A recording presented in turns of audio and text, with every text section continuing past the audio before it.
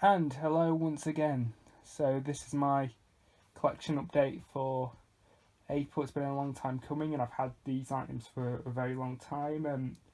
I've actually got the Ashton's box set on order, but that's not supposed to be arriving until May. It was supposed to have arrived, it's supposed to have arrived by now, but there was a hold up.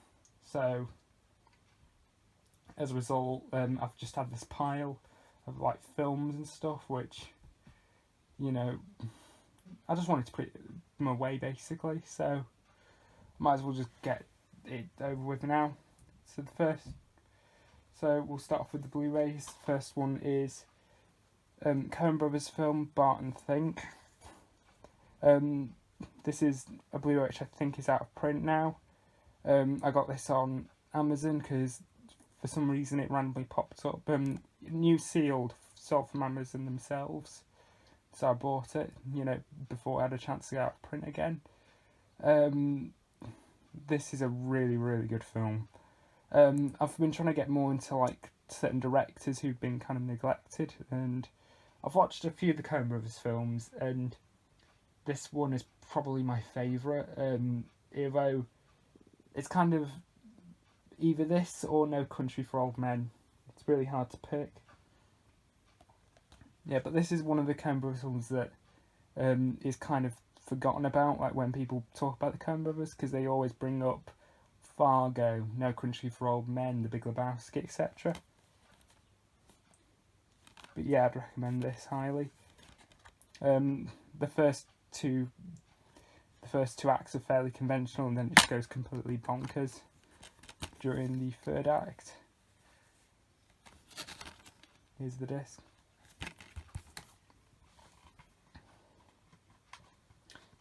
Next one is a Blu-ray which I think has gone back in print. It went out of print for a while. And it is Rosemary's Baby. Yes, I know the director has been responsible for some really, really horrible things. But you should really try and separate art from the artist, and this is still a fantastic film. Really quite creepy. Okay, and I don't mean creepy in the sense of the director, but as a film, and it still holds up nearly 50 odd years after it came out. So yeah, highly recommended.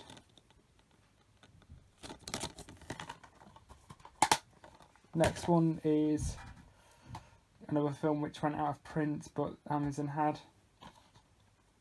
Last Action Hero, and I'd like to point out just how shitty this cover is.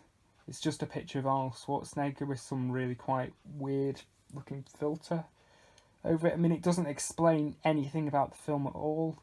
It doesn't tell you that it's a meta satire on action films. It doesn't tell you that. It's just, here's Arnold Schwarzenegger, watch it.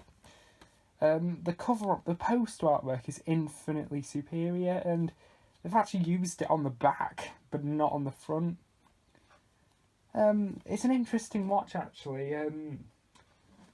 Sort of meta parody of like a lot of action films. For Schwarzenegger doing action comedy, True Lies is better, but I still quite enjoy this film. It was a massive flop, and to this day, a lot of people don't like it.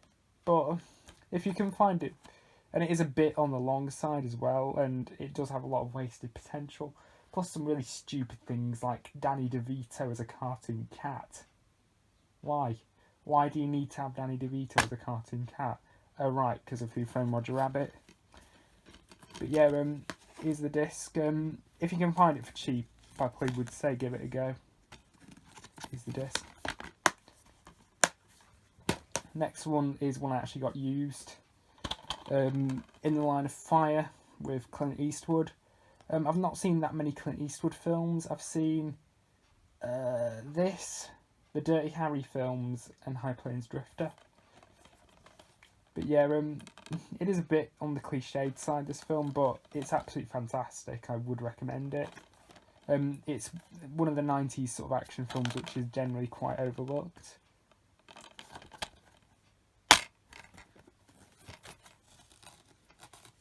And also this probably has my favourite John Malkovich performance.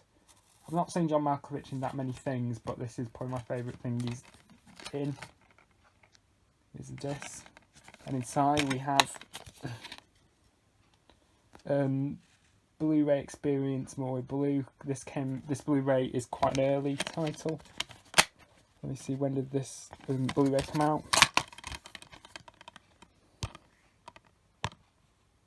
2008, so it was a fairly early title, and as you can see, it's got, you know, tons of advertising crap on there, and it's a Sony disc as well, so of course it's going to have advertising everywhere.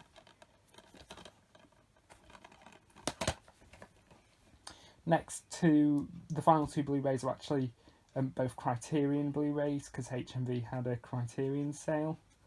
The first one is Jack Nicholson film, 5 Easy Pieces. This was actually recommended by Rob Ager, who does, you know, really deep sort of film analysis and psychology videos. I'd highly recommend you check out his stuff. But he did a video called, I think it was Top 25 Social Message Movies, and this was on there, and this one intrigued me. The only way you can actually get it is from the Criterion Blu-ray. Here's the disc. Here's the little fold out thing.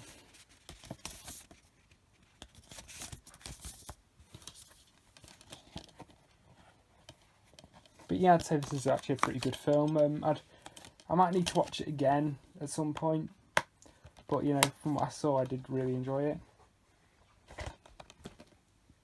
And then the next Criterion Blu-ray is a hard film to recommend. Easy Rider, which also stars Jack Nicholson. I wasn't like in a Jack Nicholson mood when I was on the HMV website. It was just kind of a coincidence that I picked two films that happened to have Jack Nicholson in them.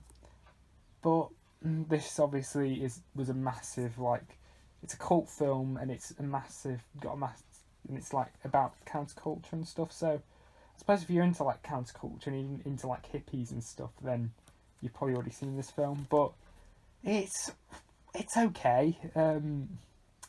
Not really much happens in it. It's just kind of there. It's not terrible, but it's not that great either. It's fine. It's like 6 or 7 out of 10. There's the disc. Now we're on to the DVDs, and the first two DVDs are actually American discs, surprisingly. I don't tend to buy that many US discs. But one of them is a film I've been wanting to watch for many years, and one of them's a film I have watched, and I doubt any of you have. And the first one is a fairly infamous film. I think we've all probably heard of this film. The Room. Of course, regarded as the worst movie of all time, or the greatest bad film ever made. And let me see, just experience this quirky new black comedy, it's a riot. This film was actually never intended to be a black comedy. It kind of just it was supposed to be a serious drama, but it was just so bad it turned into a comedy. And the man behind the film, the legend himself, Tommy Wiseau, he's a real character. This film, the production detail history is probably more entertaining than the film itself. I've seen this, and to be really honest, it's actually not my favourite of the So Bad It's not the greatest, like, So Bad It's Good film. I think it can get quite boring when Mr. Tommy Wiseau is not on screen. But when he is on screen, and when, you know, and when it hits, it really does hit. It's absolutely hilarious. Just watch the highlights reel. So we get the disc, get a chapter listing, which is rare, and an even more detailed description than the blurb on the back. And this. a little like postcard thing with a creepy picture of Tommy Wiseau on it. And what's on the other side? An advert for Tommy Wiseau underwear. Okay.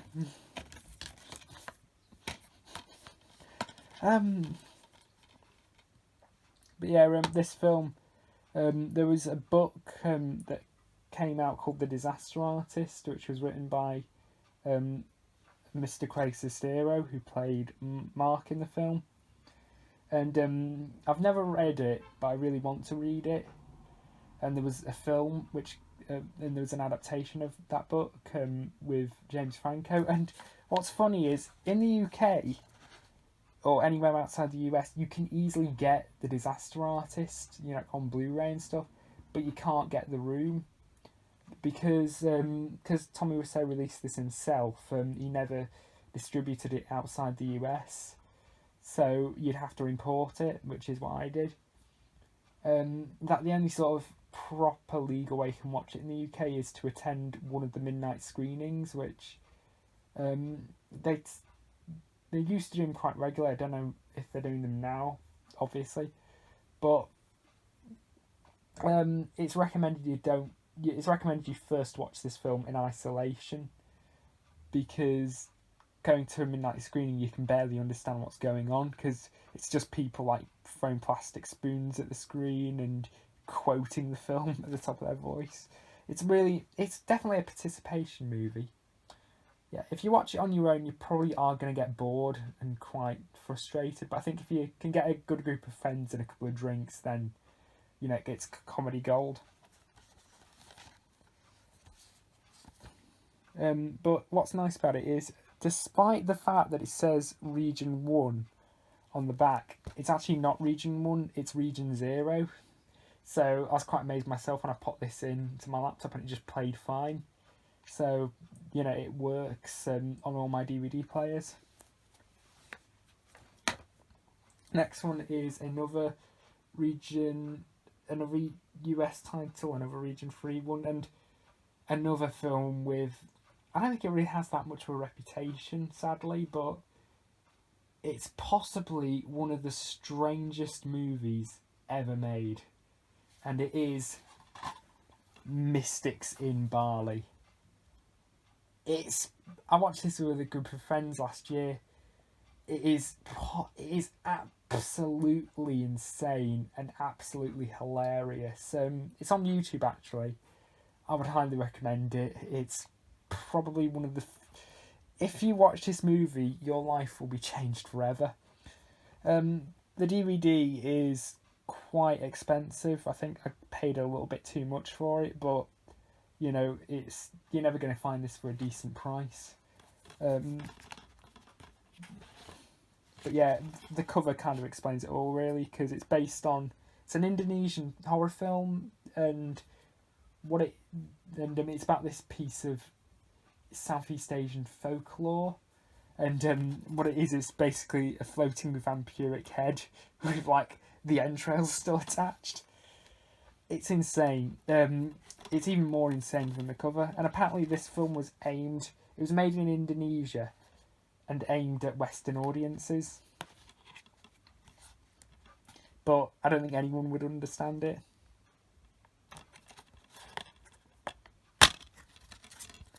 So look it up yourself. The version on here is the international cut with the English dub.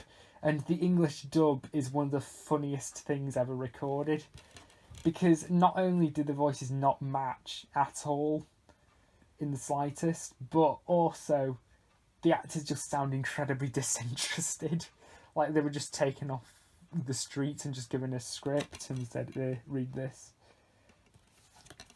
But yeah, if you can find a copy or watch it on YouTube, watch it. It is absolutely insane. Everybody has their favourite, like, so bad it's funny movie. It's not a guilty pleasure, but it is kind of so bad it is so bad it's funny. I think a lot of people say The Room is their favourite, and you also get some people like Shitcase Cinema saying Zardoz, which I've yet to watch. But to me, nothing can beat Mystics in Bali.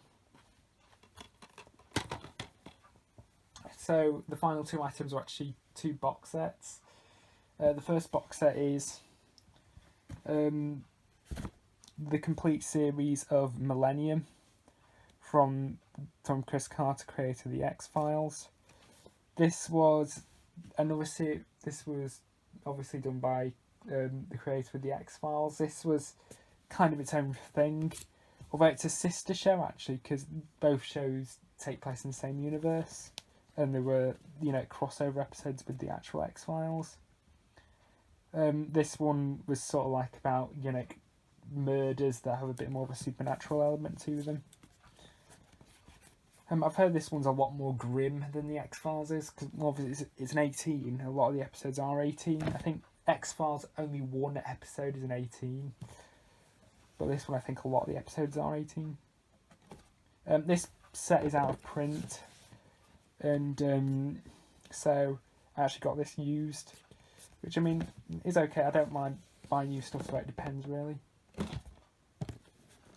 Anyway, inside we have the 3 seasons. So this didn't run for nearly as long as the X-Files did. Anyway, here's season 1.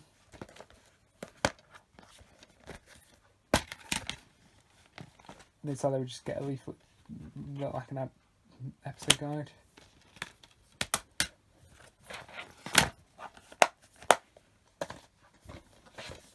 Season 2.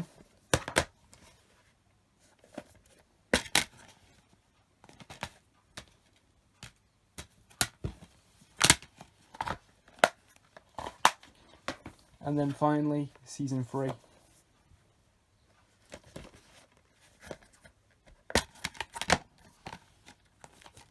So I will get around to watching this eventually.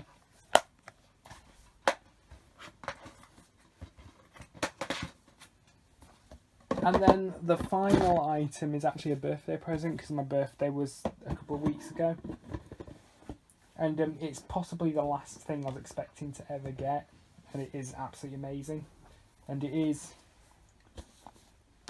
boom, Doctor Who, the 4th Doctor's time capsule. This was a limited edition set that came out in 2013. So how the hell I was able to get a hold of it is anyone's guess, but this was actually a birthday present, new and sealed. But yeah, this one was limited to 1,256 out of 5,000. So I think that's quite a low number.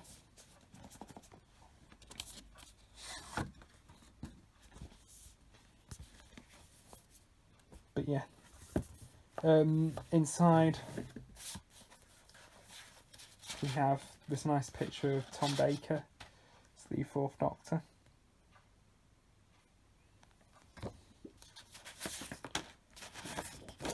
A letter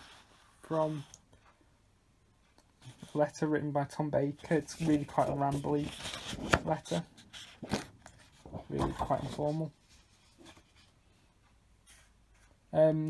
Before we get to like the DVDs and stuff, first off we have an action figure. This is a limited, this is one that came, this is an exclusive, the 4th Doctor in the 3rd Doctor's get-up from the end of Planet of the Spiders in the first half of Robot.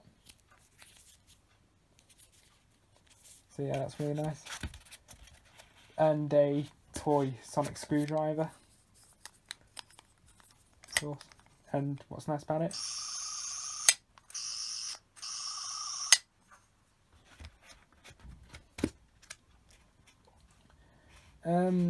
Now we get to the DVDs. But before we do that, I've got this right here. This is red piece of film. But what's it for? But yeah, here's the first case, and it is, this is so goofy, Terror of the Zygons. This one is the bare bones edition, which doesn't have any of the extras. And this was actually, this came out before Terror of the Zygons came out on DVD officially.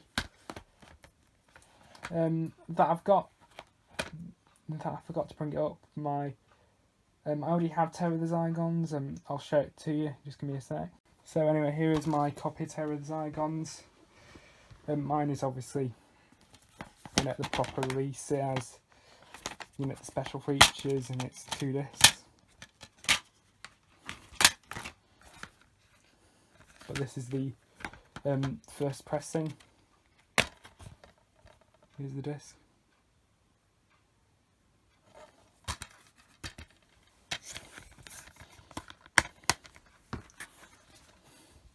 The next disc is interview with the Time Lord, so an interview with Tom Baker. This piece of film is actually quite pointless because you can make out the title, you know, quite well, unless you're like colourblind or something. Yeah, so this is a 25-minute interview with Tom Baker. I've not watched it yet, but I'm going to get around to it. And then we have the CD, Genesis of the Daleks. This is the 1979 LP, so it's kind of what you'd expect. The audio version of the story, but very, very, very heavily condensed, because the original story was 6 parts long, so like well over 2 hours. This is about an hour long. But yeah.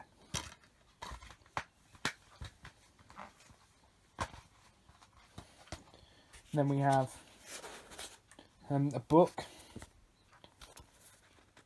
Nice book, and the book is Doctor Who, The Tomb of Vladimir. So yeah, so it's a novel. I don't know if I'll ever get around to reading it. And then we've just got some really nice art cards of the 4th Doctor's companions. So we have Sarah Jane, Harry,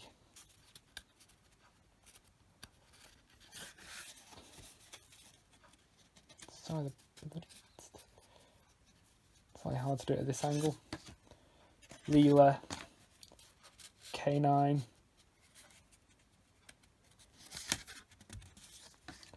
Romana 1, Romana 2, Adric, Nissa, and Tegan, and then just the instructions for the sonic screwdriver. Nothing really that interesting. So yeah, that's a really, really nice set. I was surprised to have it, and I'm really grateful I've got it. Anyway, that is it for the moment. Until next time, goodbye.